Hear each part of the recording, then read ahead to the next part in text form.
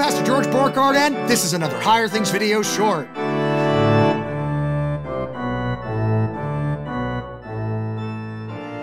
How does a church grow?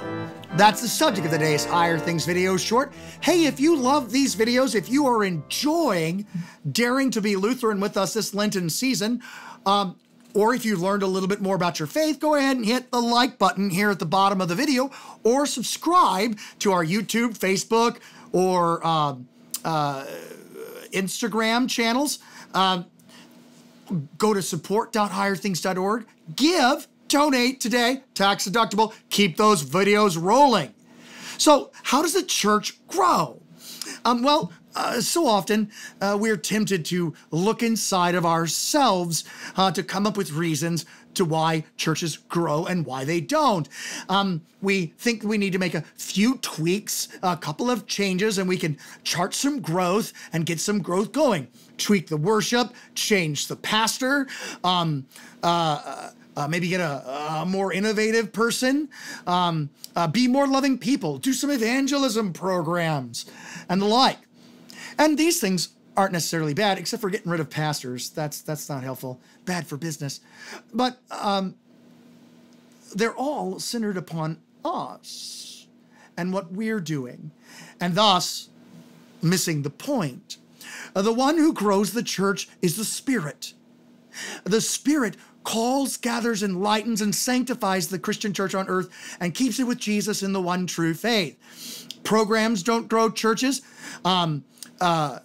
Worship styles and changes don't grow churches. Pastors don't even grow churches, innovative ones or not innovative ones. While sort of demographics may affect church growth in the negative, they don't necessarily cause growth. If no one's moving into a community, if everybody's moving out of a community, there just simply aren't bodies to go to church. But again, that's not what grows the church. The Spirit working through the means of grace. That's why the church grows. The word, the gospel, the forgiveness of sins, the comfort of troubled consciences, Jesus. These other things may be true gifts to the church. We should care about how we worship. We should make and do the most clear, crisp, Christ-centered worship possible. We should be loving and kind. We should reach out to our neighbors. We should do all those things. But those are fruit, not spirit growth. Spirit growth is word, water, bread, wine, preaching, teaching, Jesus, forgiveness of sins, life, salvation. All the things that Jesus does, linting for us, headed for the cross to die. And so when we want to talk about church growth and growing as churches, we want to get out of the way. We want to repent of us, get ourselves out of the way so that we could be on the receiving end of what Jesus does. Because on the receiving end, on the faith end, that's how churches grow. Us tinkering and changing and tweaking and all of that can only harm it. The gospel, the gospel, the gospel. You can do all those things, and I would encourage you to be friendly, be nice, be kind, be outgoing, be friendly, follow up with visitors, all those different things that people want to do.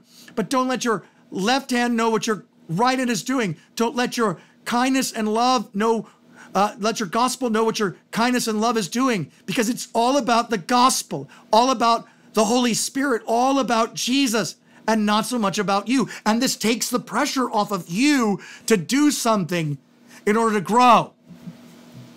The word of the Lord grew. And growth is another sticky word, because growth could mean you believe the gospel. Growth could be numeric, or growth could be certainty. I believe that Jesus died and rose again for me. And so in a community that's not growing numerically, that everybody's moving out and the church is there and it's struggling along, but the gospel's preached there and the sacraments are administered there, and people know that their sins are forgiven. They're repenting of their sins and living a life in the forgiveness of sins for their neighbor. There's growth. As much growth as in a congregation that's busting at the seams with new members.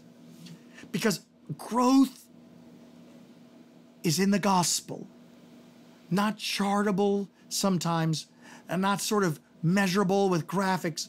Sometimes it's just simply, we know that their sins are forgiven. But where the gospel is preached, where the sacraments are administered, where the Spirit is at work, there will be church growth. It may not look like what we'd expect it to look like. It may not be as magnificent and wonderful and glorious as we'd like, but there the Lord is doing business. And isn't that the way the Lord does things? Hidden, sort of underneath. And this isn't an excuse for poor preaching or teaching. This is saying that true growth is comfort in the forgiveness of sins. True growth is about Jesus and receiving him. I'm Pastor George Borghardt, and this has been another Higher Things video short.